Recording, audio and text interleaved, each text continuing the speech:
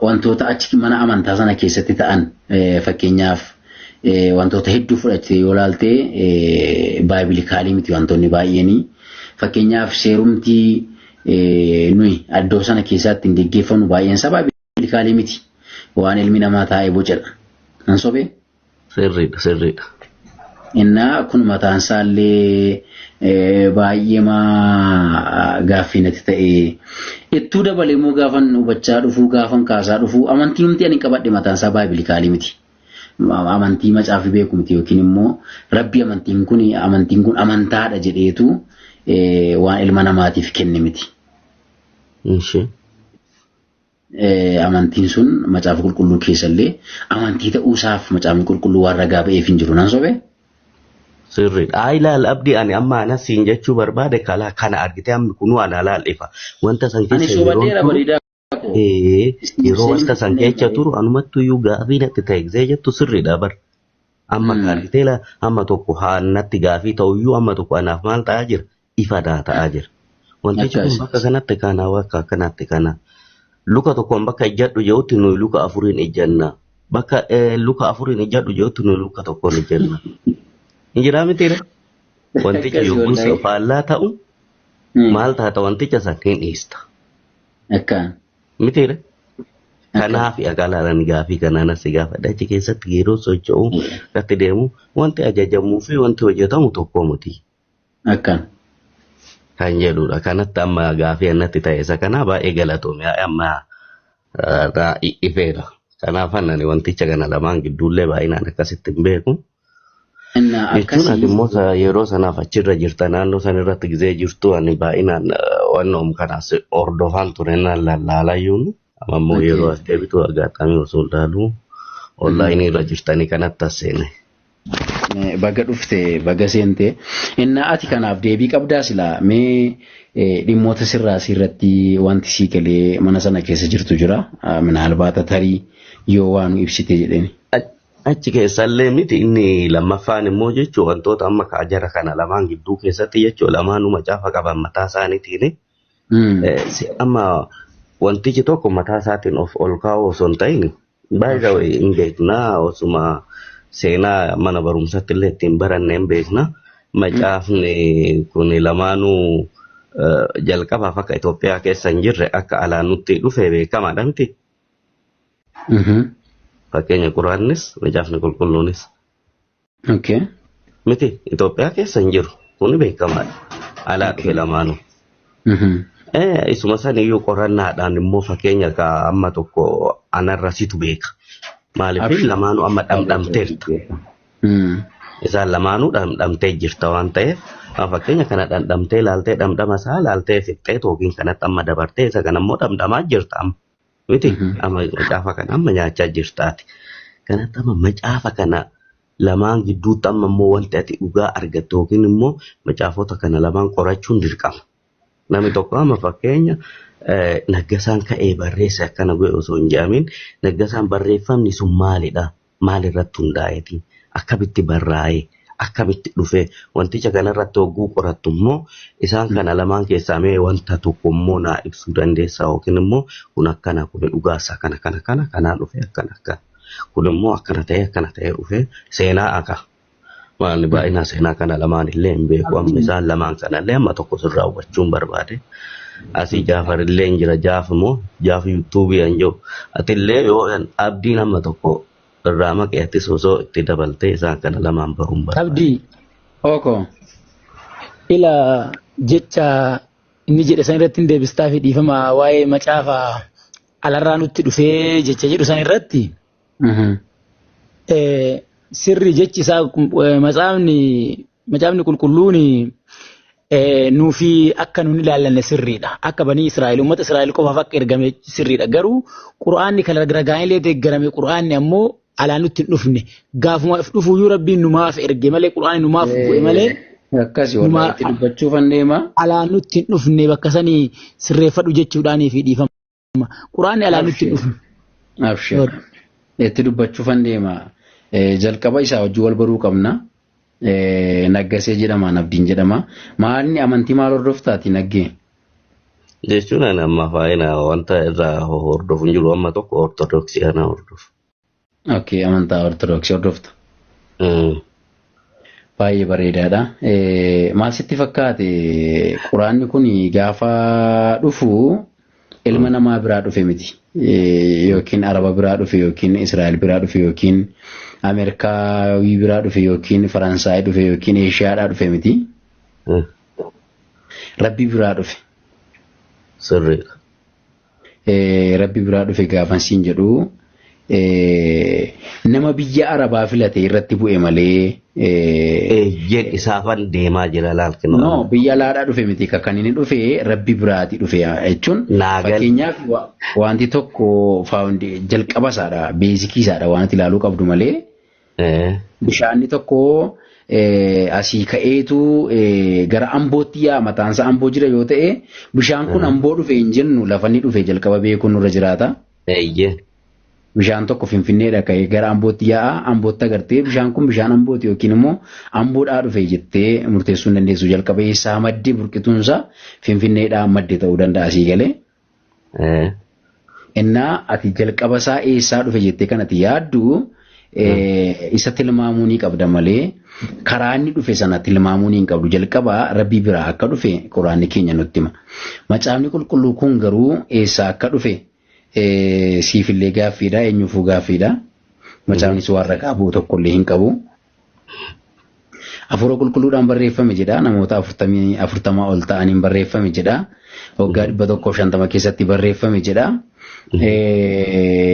Namoota magaalaa biyya garaagaraarra jiraniin barreeffame jedha.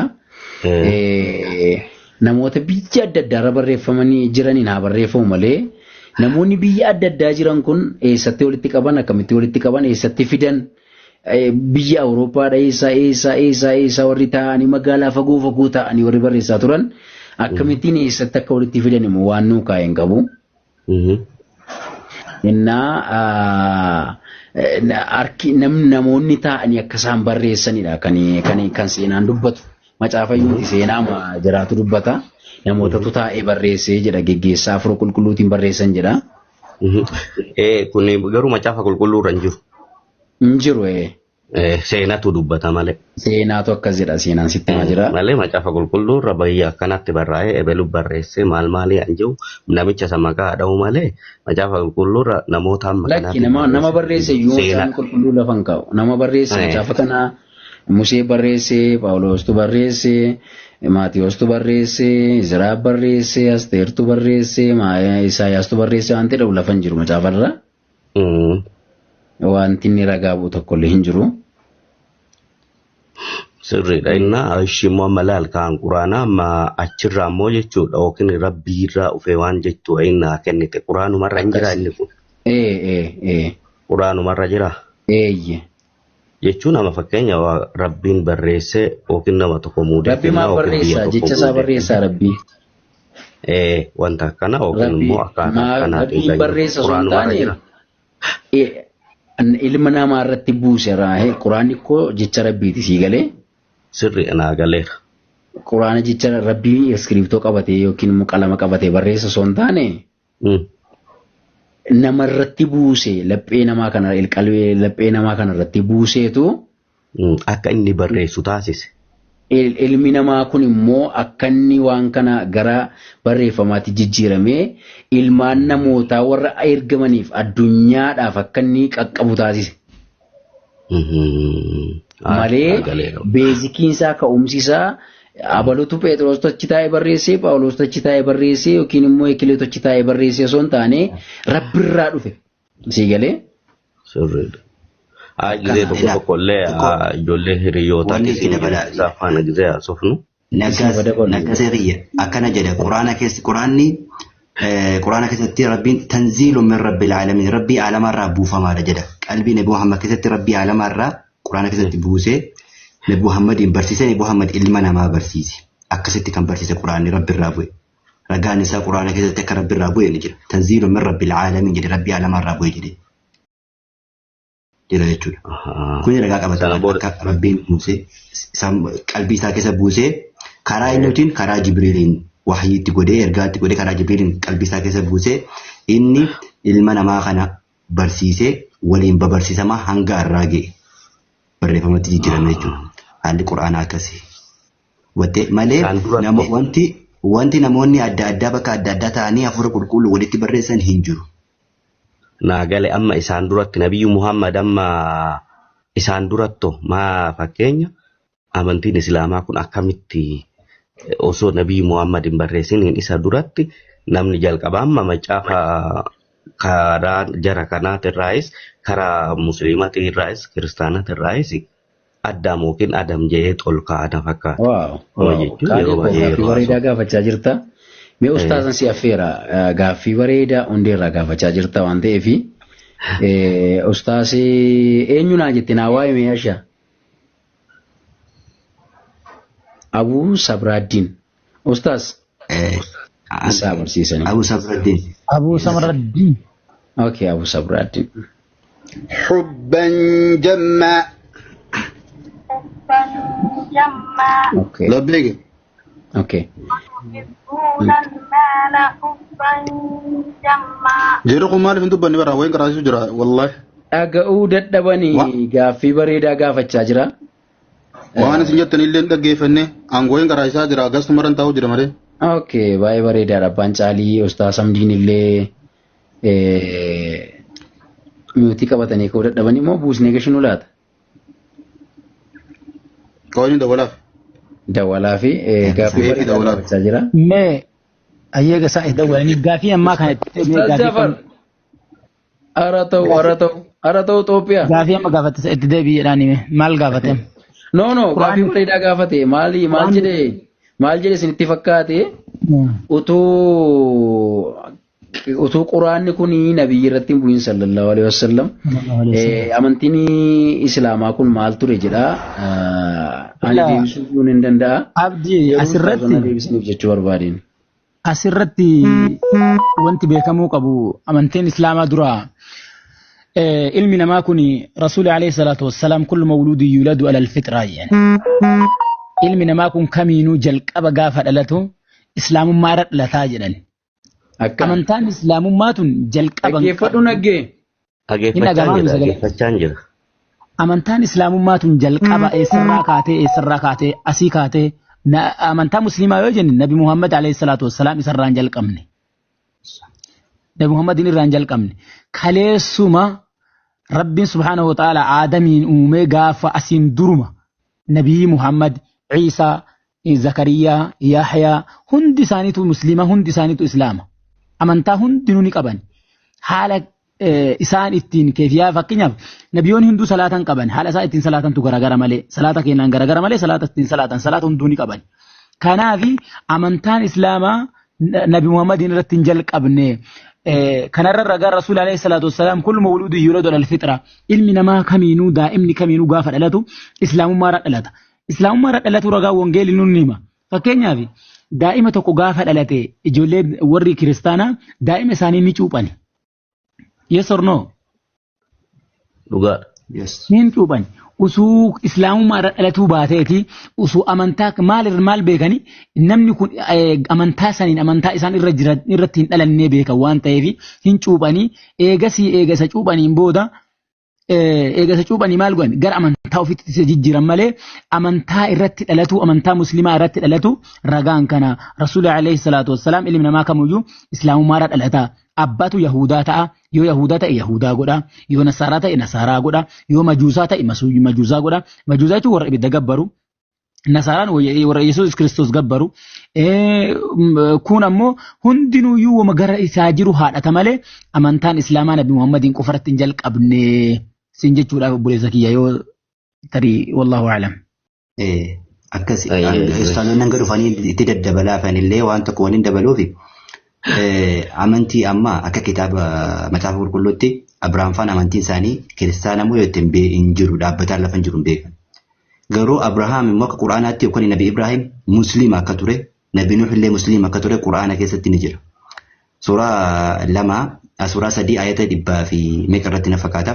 ما كان إبراهيم يهوديا ولا نصرانيا إبراهيم يهودا سنتر كريستيانا سنتر ولكن كان حنيفا مسلما قروا مسلمك أجيلا تري وما كان من المشركين ور ربي توابراك qindeessee gabrurraa hin turre jedha.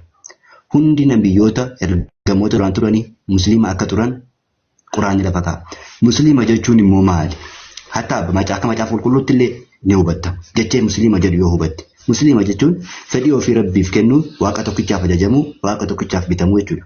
Abrahaam waaqa tokkicha akka gabbaraa ture, waaqa tokkichaaf akka bitamaa ture, macaafa qulqulluuttis ni beekta. Warri sanii ol hundinuu akka waaqa tokkichaaf bitamaa turan ni beekta. Akkasi musliima jechuun hiikaan isaa kana. Osoo gama quraanatti hin dhufin jecha musliima jedhu hubattee jennaan akka kiristaanaa keessattuu akka jedhe musliima turan ni hubattaa jechuu kiyya. Kan musliima yoo gama quraana dhufte garuu akka musliima jecha qaalba qaalii musliima jedheetu lafa kaayisiif hima jechuudha. Gara quraanaatti hin dhufin achumattuu jecha musliima jedhu hubannaan macaafa qulqulluu keessaa ni hubatta.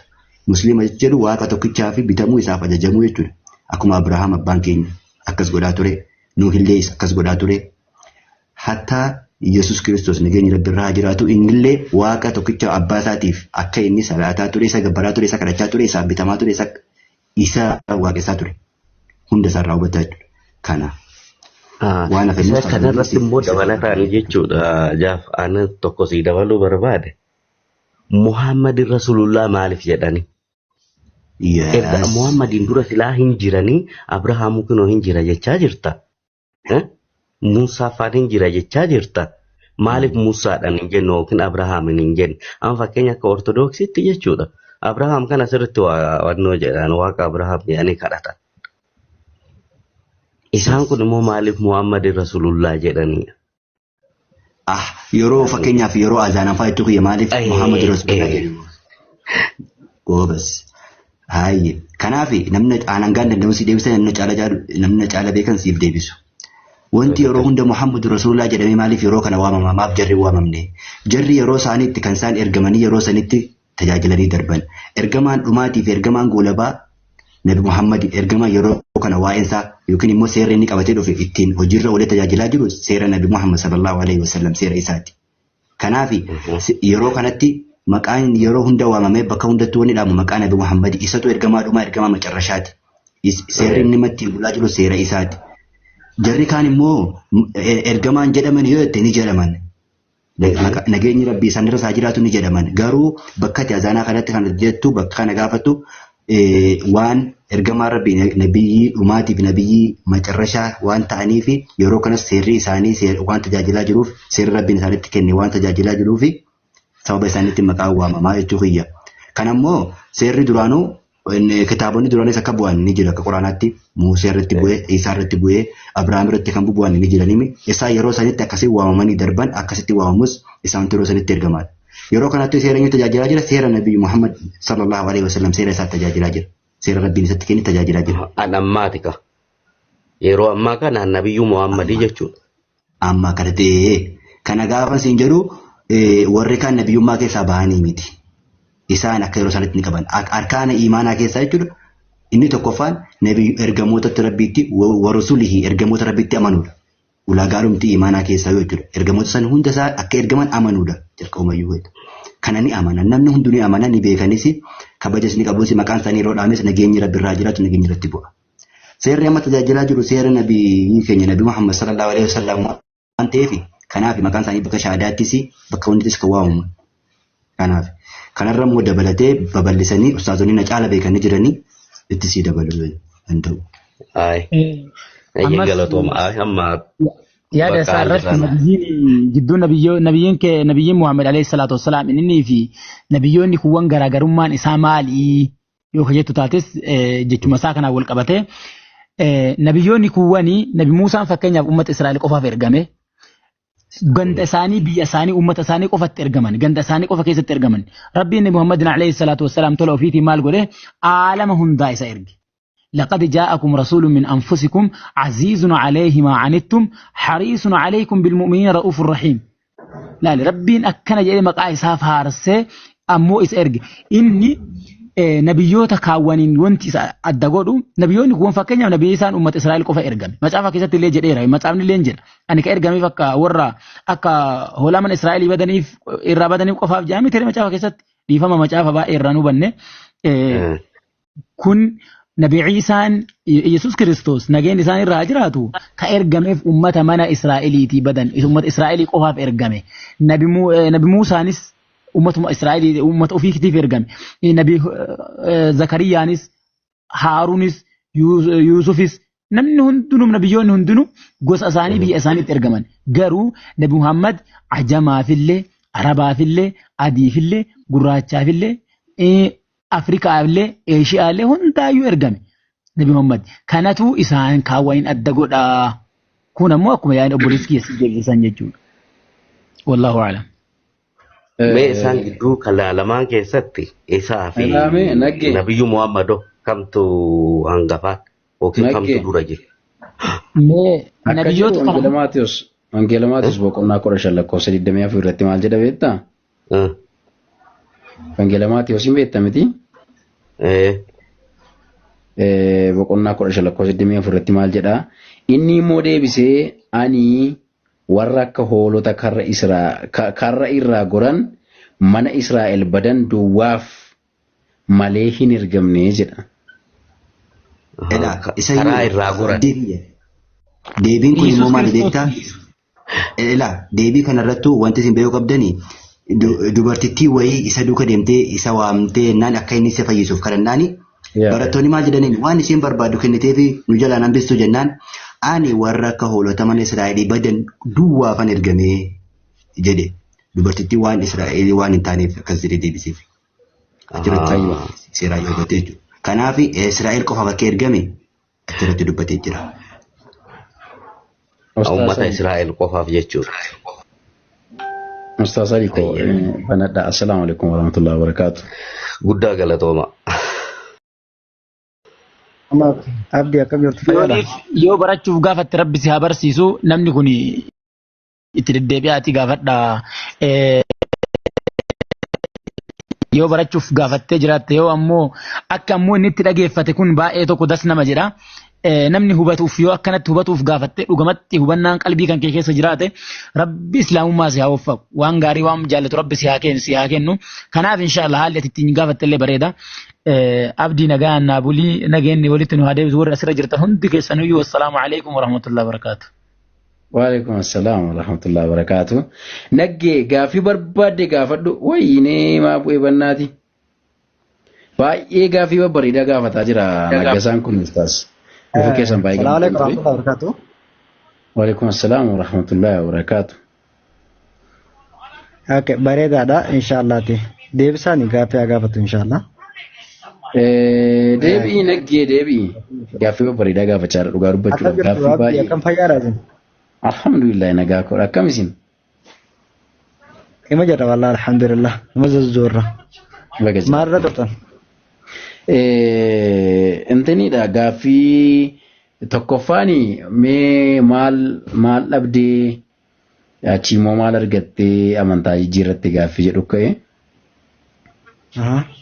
Isaan argadhe illee isaan dhabeellee ammanii rabbiin haalaafis deebiseeraa fi dhumarratti immoo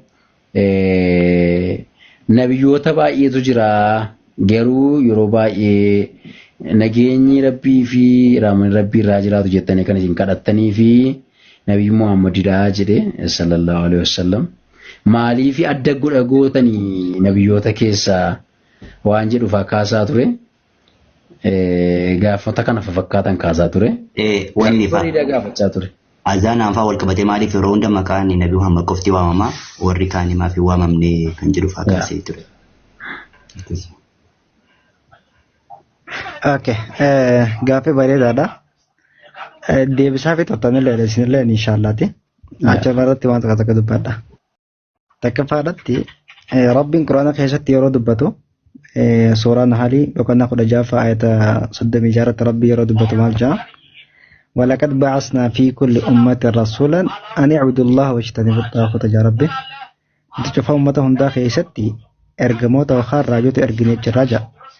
راجوت خان ربي واني أرجوفي يروني قرتي حواسني وخان جندي أمني سني ربي في توجه والولالني تبو خيست تخفني وان أدادا خيست يروخ فربني أمة سنة كيسين إسان واقع ساني فولالني waan adda addaa keessa cubbuu keessa kufa yeroo isaan kufan akka ummanni sun cubbuu jalaa bahuuf rabbiin tokkicha qofa waaqessanii waan rabbii gadi gabbaramarraa akka irraa fagaatan kanaaf rabbiin nabiyyoota hundi erga jechuudha. Nabiyyoota nabiyyi Muhammad dura salawaatu rabbi salaamu alayhi turani rabbiin ganda gandatti saba sabatti ummata ummatatti ergaa ture jechuudha. Nabiyyoota kanaan duraadha.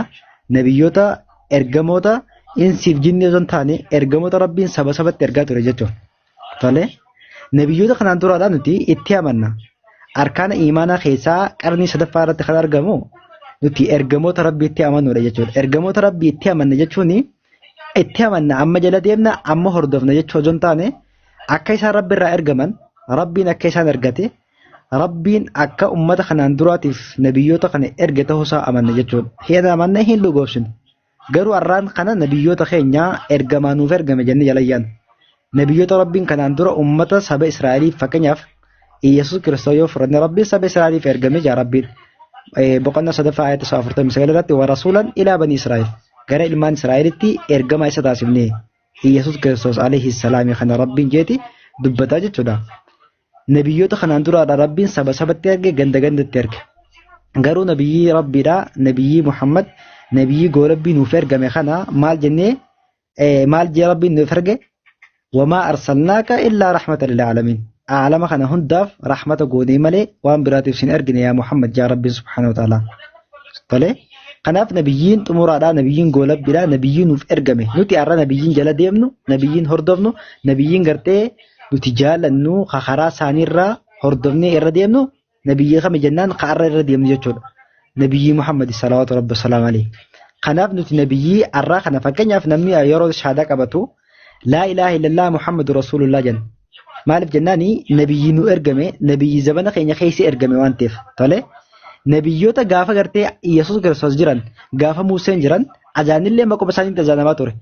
Shahaadaallee natti agartee dhuga baatiillee maquma isaaniitiin fakkeenyaaf gaafa Yesuus Kiristoos yoo fudhanne laa ilaaha illallah Isaa rasuulallah yookaan Yesuus rasuulullah jechuudha. Tole gaafa zabana isaanii keessatti ummanni isaan itti ergaman ummati inni isaan tokkichummaa rabbiidhaa barsiisaa turan maalitti lallabaa turan maaliin shahaadaa qabachaa turan laa ilaaha illallah Isaa rasuulallah akkasuma Musee akkasuma Abrahaamuma sadiini shahaadaa qabachaa turan jechuudha. Isaanumaan amantaa islaamaatti yeroo sanitti zabana Museen jiru sanitti haa ummanni Museen itti ergame san akka itti islaama ta'uu danda'ani jalqaba rabbittiin amanan akkasuma gaafa Museen ergame sanitti ergamaa Musee ta'uusaa rabbiin akka Musee ergate ta'uusaa ergaa Musee rabbirraa ergameeni gara isaanitti dhufe.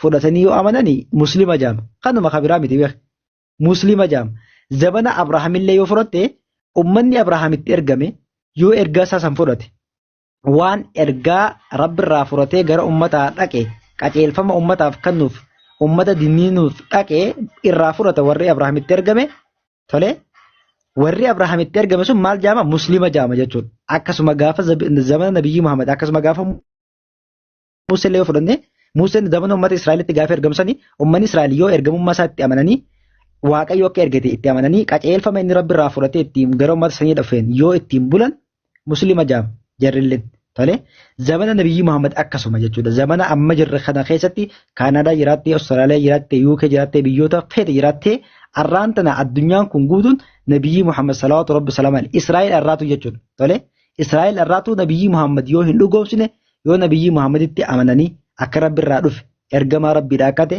nabiyyi xumuraa fi goolabbii akka ta'e yoo ittiin hin amanne isaan muslimaa miti jechuudha. Dirqama maal godhuu qabda muslima ta'uudhaa fi rabbitti amanuu ergamaa nabiyyi Muhammad salawaatu rabbi salaam alayhi ergamaa xumuraa fi goolabbii jettee itti amanuu. Tole ergamoota sanirraa hafe immoo ergamoota nabiyyi Muhammadiin booda dura dabran akka rabbirraa kanaan dura ergamaa turan itti amanna malee ammatti amannee qajeelfama isaaniitiin bulla jechuudha miti. Tole kanaafuu rabbiin nabiyyoota nabiyyi fakkeenyaaf laa nufarriqu bayna ahadin minhum jaa rabbiin isaanirraa jidduu nama tokkollee adda baasna ergamootarraa nu biratti nuti nabiyyi Muhammadiitu kanarra caalaa nabiyyi Muhammadiitu Abrahaamirra maalirra caala jennee nuti nabiyyoota addaan hin fiffiluun nurra hin jiraatu. Tole garuu rabbiin biratti wal caalu jarri. Rabbiin nabi Muhammadiin maal jaa uumama hunda kana hundarra si caalchise yaa rabbiin nabi Muhammadiin uumama hattaa uumama maleekota raawuru nabiyyi Muhammad caalchise jira rabbiin. Fakkeenyaaf gaafa miraaj gaafa samii ba'an nabiyyi Muhammad salaatu rabbi salaam alayhi bakka takkaa Jibriil dhaqanii hin beekne samii torbaffaa bakka Jibriil takkaa ol dabree hin beekne bira dabree salaata har'a musliimoonni salaatu kana maal godhe irraa fuudhee nu dhufe jechuudha. Irra caalaa uumaa kana hundaati. irra caalaa nama addunyaa kanarra samii tana jala jiraatii dabreeti nabiyyu Muhammad salaatu rabbi salaam alayhi irra caalaa sayyida ilmaan aadamiidha. Tole nuti garuu nabiyyu Muhammad irra caalaa maal hin jennu rabbiin biratti wal caala wal caalan rabbiin biratti maaliif jennaan nabiyyu Muhammad rabbiin ergamaa insii fi jinni godhee rabbiin si ergate jechuudha. Aalama kana hundaaf si ergate ergamaa insii fi jinni ergate nabiyyoota kanaan dura tokkollee kan jinnitti ergame hin jiru. Garuu nabiyyi Muhammad ergamaa insii fi jinni godhee rabbiin isa ergate jechuudha. Aalama kana hundaaf rabbiin isa ergate. Kanaafuu rabbiin boqonnaa lammaffaa ayata 110 irratti nutti fakkaata. Irra caaloo ummata hatta ummanni nabiyyi Muhammaduu irra caaloo ummataatti nun jaa rabbi subhaanahu wa ta'ala. Nabiyyi Muhammad dhiisiti irra caaloo ummataatti nun jaa nutu warri nabiyyi Muhammad duukaa bu'u warri isatti ergamummaa isaa amanee isa duukaa bu'u jiru qajeelfama isaatiin irra caaloo ummataatti jaa rabbi subhaanahu wa ta'ala quraana keessatti kuntum khayra ummatin. Tole maaliif irra caaloo ummataa taatan jennaani toltuurraa hamtuurraa wal dhoorkitaniiti irra caaloo ummataa wanni rabbi isin godheefi tole toltuutti wal ajajju karaa khayriitti wal ajajju waan ta'eef irra caaloo ummataa taatanii yaa rabbiin nu faarsa quraana keessatti. Garuu nuti nabiyyoota rabbiin addan baasina kanarra caalchisinaa jee waan nutti himeef jecha addan baasnu nabiyyoota ergamaa ta'uu isaanii amanna. Garuu rabbiin biratti jarri wal caaluu jechuu barbaadini walumaa galatti inshaallah ta'e akkasi.